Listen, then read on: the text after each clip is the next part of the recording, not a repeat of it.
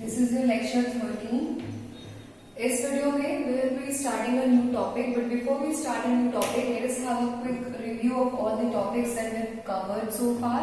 So the unit, which is your determination of income and employment, started with the basic introduction of different schools of economics, as in classical, Keynesian, new Keynesian, and likewise. So the first topic that we covered was Say's law of market.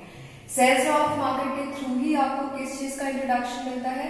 Classical economics का.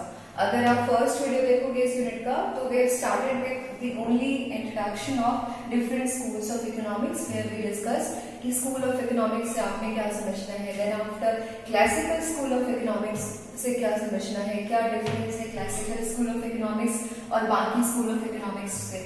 और फिर आपने पढ़ना था classical economics का एक important law which was says law of market. उसके बाद आपने पढ़ा कंसेप्ट ऑफ एग्रीगेट डिमांड, फिर आपने पढ़ा कंसेप्ट ऑफ एग्रीगेट सप्लाई, फिर आपने पढ़ा propensity to consume, similarly propensity to save, फिर आपने पढ़ा इन्वेस्टमेंट. इन्वेस्टमेंट को आपने किसके थ्रू पढ़ा? The concept of x एंटे and x post, जिसको हम किसी भी इकोनॉमी के वेरिएबल के साथ यूज कर सकते हैं. What do we mean by that? That means ex ante investment is not the only concept. We can have ex ante saving, we can have ex ante expenditure. Similarly, we can have ex post expenditure, we can have ex post saving. So the basic fundamental idea was to understand the concept of these two words, and then after to understand how we can apply these words to different economic variables. जो हमारा basic concept था वो था पहले हमें इन दोनों words को समझना था, उसके बाद हमें ये समझना था कि इन दोनों वर्ड्स को हम कैसे अलग अलग इकोनॉमी के वेरिएबल्स के साथ यूज कर सकते हैं. उसके बाद जो आपने पढ़ा वो था फुल एम्प्लॉयमेंट का कंसेप्ट, और उसके बाद जो आपने पढ़ा वो था इनवॉलेंटरी अनएम्प्लॉयमेंट. ये जितने भी कंसेप्ट हैं, चाहे सेज लॉ हो, aggregate demand, aggregate supply, propensity to consume, propensity to save, investment, full employment, involuntary unemployment, इन सभी में मोर और लेस ग्राफ्स आपको पढ़ने को मिला है. सो द पॉइंट इज कि ये सारे जो कंसेप्ट्स हैं these are the fundamental concepts. ये आपके मैक्रो इकोनॉमिक आइडियोलॉजी का बेस प्रिपेयर हो रहा है यहाँ पे.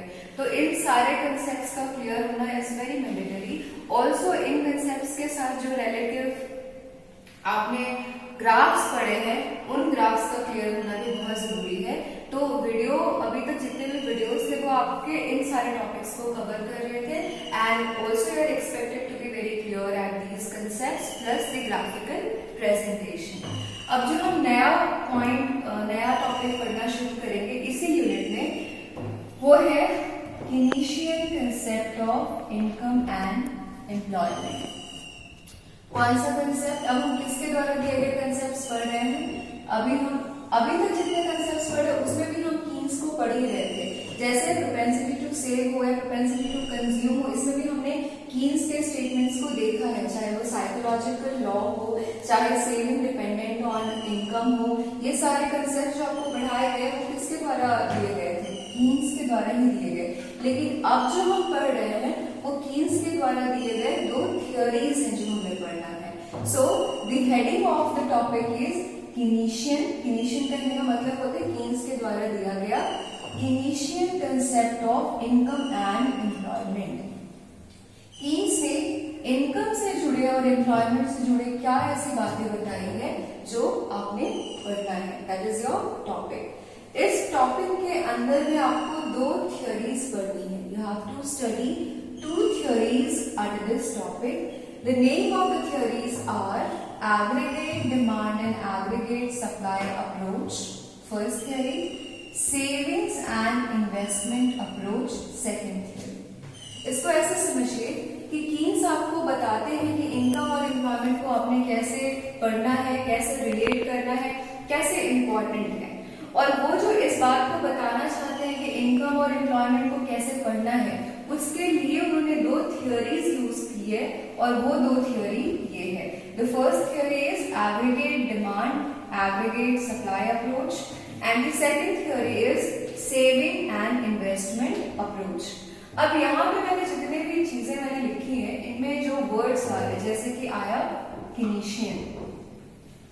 सेकंड वर्ड आया इनकम, थर्ड आया employment, fourth aggregate demand, aggregate supply, saving, investment. इसमें ऐसा एक भी वर्ड नहीं है जो आपको क्लियर ना हो। अभी तक आपने जितने टॉपिक्स कवर करे हैं, इन्हीं टॉपिक्स का एक रिफ्लेक्शन आपको इसमें पढ़ना है। So what the point that I am trying to make is कि all the variables that we have been studying here, will be studying here is already we have studied here. ये सारे variables जो हम यहाँ पे पढ़ेंगे detail में in form of a theory, ये सारे वेरिएबल्स का थोड़ा बहुत इंट्रोडक्शन आपको पहले ही बताया जा चुका है। सो किनीशियन वर्ड फर्स्ट से शुरू करते हैं, कीन्स के द्वारा दिया गया, given by Keynes. So Keynesian. Income जो रिवॉर्ड मिलता है किसके लिए? वर्क के लिए, जो काम आप करते हो उसके बदले में जो आपको रिवॉर्ड मिलता है। एम्प्लॉयमेंट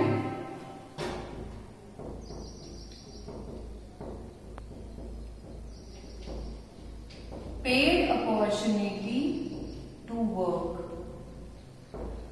ध्यान दीजिएगा, ये बहुत माइनर्स की डिटेल है बट इट्स वेरी स्पेसिफिक। जब आप कभी एम्प्लॉयमेंट किसी को बताते हो, हालांकि nobody is going to ask you कि what do you mean by employment, but if somebody does, you don't have to say कि ये opportunity to work है। ये कैसा opportunity to work है? पेड, जहाँ पे आपको काम करने के लिए क्या मिलता है? पैसे मिलते हैं। That is why employment का उल्टा अनएम्प्लॉयमेंट होता है, जहाँ पे आपके पास कोई पैसे इनकम नहीं आ रहे हैं। सो एम्प्लॉयमेंट को कैसे आप एक्सप्लेन करोगे या डिफाइन करोगे? It is a paid opportunity to work. This is important, इसको आप लिख लीजिएगा अगर आप कभी नोट्स बना रहे हो। So you should write it down. Employment, income क्या हो गया? Reward for your work. Employment क्या हो गया? Paid opportunity to work. अब नेक्स्ट आ गया aggregate demand, total demand in the economy.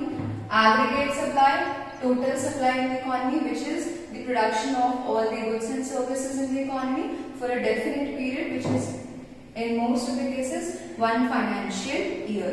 Savings क्या है? Income का एक पार्ट है। Investment क्या है? जो मनी यूज किया जाता है नए एसेट्स को क्रिएट करने के लिए या फिर पुराने एसेट्स को इंक्रीज करने के लिए। Investment is capital or money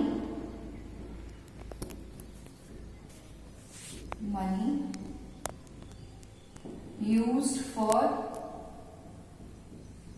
asset promotion or asset creation।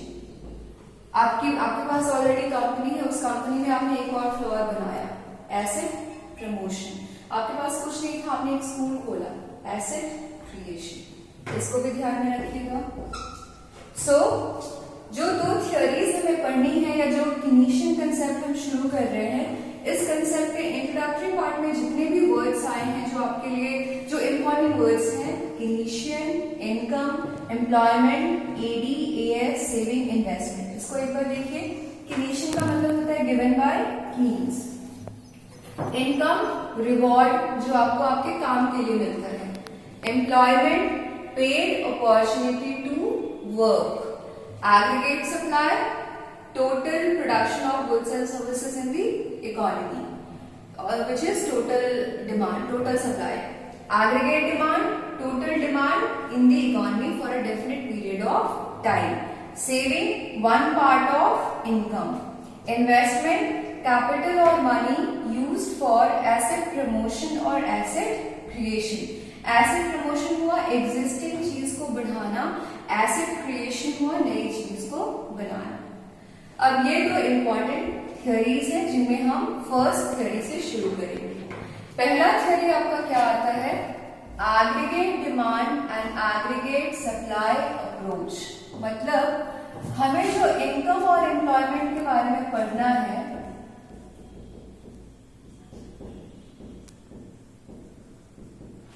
Okay, क्या पढ़ना है? इक्विलिब्रियम स्टेट, कि इनकम या एम्प्लॉयमेंट का इक्विलिब्रियम स्टेट क्या होगा, कहां पे, इकोनॉमी में। यहां पे ध्यान दीजिएगा, आपको aggregate demand and aggregate supply approach में किस चीज को पढ़ना है, what you have to study, income and employment. Income and employment का क्या पढ़ना है, इक्विलिब्रियम स्टेट। इक्विलिब्रियम स्टेट कहां के लिए, इकोनॉमी के लिए। मतलब जैसे ही हम इकोनॉमी के लिए पढ़ रहे हैं तो ये कैसा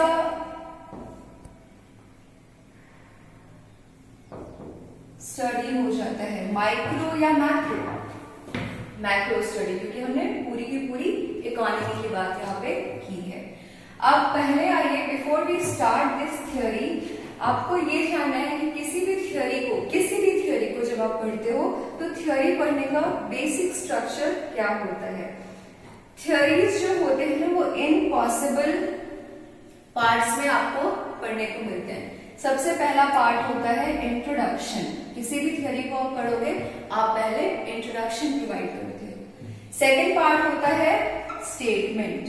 थर्ड पार्ट होता है assumptions। फोर्थ पार्ट होता है, बिकॉज इकोनॉमिक्स के थियरीज हैं, शेड्यूल एंड ग्राफ। और लास्ट पार्ट होता है या तो एक्सेप्शन या फिर लिमिटेशन। इंट्रोडक्शन में आप बताते हो कि थ्योरी किस चीज के बारे में है, किसने दिया है, ऑल ऑफ दैट। स्टेटमेंट में आप एग्जैक्टली वो बताते हो कि थ्योरी क्या बताती है, क्या कह रही है। assumptions, अगर उस थ्योरी को प्रूव करने के लिए, सही रखने के लिए कुछ assumptions लिए गए हैं तो वो आप सेट करते हो वहां पे। शेड्यूल और ग्राफ से हम इन स्टेटमेंट्स को प्रूव करते हैं कि कैसे ये स्टेटमेंट काम कर रहा है। और बिकॉज इकोनॉमिक्स एक बहुत ही डायनेमिक चीज है, आपकी इकोनॉमी, आपके कंज्यूमर्स, आपके producers, these all are very dynamic. Dynamic कहने का मतलब है वेरी चेंज प्रूफ, आराम से उनमें चेंजेस आ सकते हैं। फरवरी तक इंडिया में इकोनॉमी की सिचुएशन कुछ और थी, 2 महीने के अंदर इकोनॉमी की सिचुएशन कुछ और है। So economy in itself is a very dynamic concept, बहुत डायनेमिक कंसेप्ट है इकोनॉमिक्स का। तो उसमें चेंजेस आना बहुत बट ऑब्वियस है, होना ही होना होता है। तो हो सकता है कि जो आप थ्योरी पढ़ रहे हो उसके कुछ लिमिटेशंस हो, कुछ एक्सेप्शंस हो, जहां पे वो थ्योरी एप्लीकेबल नहीं होती हो। अगर ऐसा होता है तो आपको उसको भी मेंशन करना होता है। सो किसी भी थ्योरी को जब आप पढ़ते हो तो उसके पार्ट्स देखिए क्या क्या होते हैं, introduction, statement, assumption, schedule, graph, exceptions और लिमिटेशंस। अब आ जाइए इंट्रोडक्शन आपके फर्स्ट थ्योरी का। थ्योरी है आपका aggregate demand and aggregate supply approach, इसका introduction. This theory is proposed by John Maynard Keynes. किसने दिया ये थ्योरी को, जेम कीन्स ने दिया है। ये किस तरह के सेटअप में ऑपरेट करता है, मैक्रो इकोनॉमिक सेटअप। ये जो बात कर रहे हैं वो किस इकोनॉमी की बात कर रहा है, मैक्रो इकोनॉमी की बात कर रहा है। इस थ्योरी के 2 इंपॉर्टेंट वेरिएबल्स कौन कौन से हैं, एग्रीगेट सप्लाई, एग्रीगेट डिमांड, जो कि थ्योरी के नाम में ही है। मैक्रो इकोनॉमिक्स में इनकम का मतलब क्या होता है, national income. Actually macro economics में आप किसी भी चीज का टोटल लेते हो, तो अगर आप इनकम का टोटल लेते हो तो आपको क्या मिल जाता है, नेशनल इनकम। और एम्प्लॉयमेंट का मतलब क्या होता है, total employment. So in macroeconomics when we are talking about income we mean national income और total income which is national income. In macroeconomics when we talk about employment we mean total employment. अब Keynes का क्या कहना था, उन्होंने बताया कि हम जो इक्विलिब्रियम लेवल की बात कर रहे हैं, इक्विलिब्रियम लेवल हम ढूंढना चाहते हैं कि कौन से लेवल पे हमारी इकोनॉमी में इनकम जो है वो इक्विलिब्रियम पे होगी, वो हम किसके थ्रू कर सकते हैं, एग्रीगेट डिमांड और एग्रीगेट सप्लाई के थ्रू। कीन्स कहते हैं कि हमें जो इनकम या एम्प्लॉयमेंट का इक्विलिब्रियम लेवल चाहिए वो हम किसके थ्रू ढूंढ सकते हैं, एग्रीगेट डिमांड और एग्रीगेट सप्लाई के थ्रू ढूंढ सकते हैं। एक बार फिर से इंट्रोडक्शन को दोबारा देखिए, किसने दिया है, जॉन मेनार्ड कीन्स ने।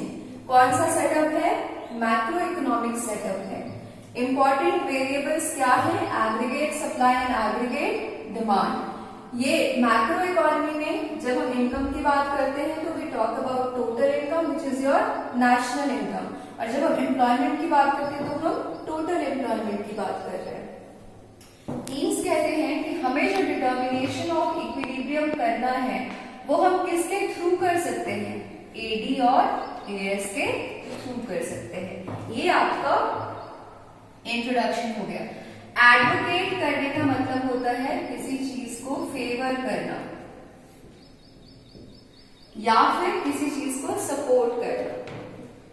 अब आ जाइए सेकंड पार्ट में जो कि है स्टेटमेंट। स्टेटमेंट में आपको कुछ भी अपना ऐड नहीं करना होता, जो उस थ्योरी में बोला गया एग्जैक्टली वही चीजें आपको बस पुट करनी होती है। क्योंकि हमने अभी यहाँ पे देखा कि कीन्स किस चीज पे फोकस कर रहे हैं? Aggregate demand and aggregate supply पे। तो सबसे पहले हम एडी का फॉर्मूला लेंगे। आपको पहले पता है कि एडी का फॉर्मूला होता है C plus I plus G plus X minus M। Initial videos में, स्टार्टिंग के वीडियोस में हमने ये किया है, जिसको कन्वीनियंटली क्या लिखा जाता है? C plus I। इसमें गवर्नमेंट के द्वारा जो एक्सपेंडिचर किया गया वो भी ले लिया जाता है, और X माइनस M जो है, जो कि डिमांड फॉर गुड्स है, उसको भी कंसिडर कर लिया जाता है। तो यहाँ पे ये कंफ्यूजन नहीं लगेगा कि एग्रीगेट डिमांड का फॉर्मूला तो हमने ये पढ़ा है, यही फॉर्मूला है। इसको सिंप्लीफाई करके C plus I consumption plus investment लिख लिया गया है। एग्रीगेट सप्लाई क्या होता है? Consumption plus saving. अब ये कैसे हुआ ये समझिए। एग्रीगेट सप्लाई मतलब क्या? Value of all goods and services. जितने गुड्स एंड सर्विसेज बनाए गए वही सप्लाई बनेगा। इसका मतलब क्या हो गया? ये क्या है? Total production. टोटल प्रोडक्शन कहाँ डिस्ट्रीब्यूट होगा? Factors of production. ये फैक्टर्स ऑफ प्रोडक्शन का क्या बनेगा? इनकम। चूंकि ये टोटल इनकम है तो ये क्या हो गया? National income. अब जैसे इनकम का दो पार्ट होता है, कंजम्पशन प्लस सेविंग्स, वैसे ही नेशनल इनकम का भी दो पार्ट हुआ, कंजम्पशन प्लस सेविंग्स। तो aggregate supply is equals to national income is equal to C plus S। यहां से इसका सिंप्लीफिकेशन समझिए। 3 स्टेजेस हैं इसमें। एग्रीगेट सप्लाई क्या है? Value of all goods and services, जो कि क्या बनाता है? Total production. ये टोटल प्रोडक्शन किसमें डिस्ट्रीब्यूट होता है? फैक्टर्स ऑफ प्रोडक्शन में, कि जो 4 है, जो आपको पहले पढ़ाया जा चुका है। ये जो डिस्ट्रीब्यूशन हुआ फैक्टर्स ऑफ प्रोडक्शन में, वो क्या बना? इनकम। अब यहाँ पे हम किस तरह की इनकम की बात कर रहे हैं? Total income which is your national income. तो चूंकि इनकम होता है y equals to C plus S, similarly national income भी क्या होगा? C plus S। तो एग्रीगेट सप्लाई के लिए हमें क्या फॉर्मूला मिल गया? C plus S। तो स्टेटमेंट का पहला पॉइंट है एडी का फॉर्मूला, दूसरा पॉइंट है एएस का फॉर्मूला। ये फॉर्मूला इसी फॉर्मूला का सिंप्लीफाइड वर्जन है। ये फॉर्मूला कैसे आया ये यहाँ पे आपको स्टेप्स बताए गए हैं। और अब स्टेटमेंट में बताया गया कि जो हमारा इक्विलिब्रियम होगा वो कहाँ पे होगा? जहां AD equals to as.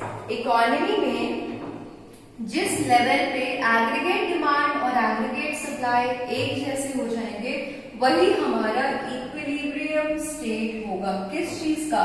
Income का और एम्प्लॉयमेंट का। ये आपका स्टेटमेंट हो गया। इसको एक बार रिवाइज कर लीजिए। इनिशियल कंसेप्ट से हमने पढ़ना शुरू करा। इसमें जितने कंसेप्ट्स वर्ड्स यूज किए गए उनके आइडियाज आपको क्लियर होने चाहिए। ये 2 इंपॉर्टेंट थ्योरीज हैं। किसी भी थ्योरी को पढ़ने का पहला तरीका क्या होता है? फिर हम थ्योरी फर्स्ट से शुरू करेंगे, introduction and then after statement. यहाँ तक इस वीडियो को देखिए, we will continue in the next video.